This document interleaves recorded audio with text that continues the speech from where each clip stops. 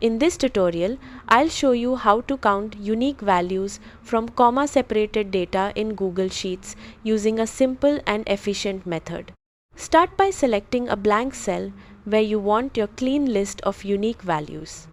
Now enter this formula equals sort unique flatten split B2, B6, ND. Press enter and Google Sheets will instantly extract all values from the comma separated cells. Here's what's happening. SPLIT separates each item based on the comma. Flatten converts everything into a single column.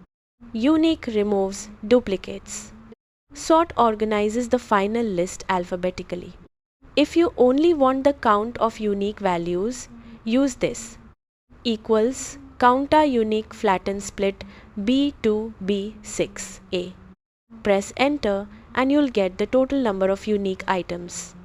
That's it. You can quickly clean, organize and count unique values from messy, comma-separated data in Google Sheets.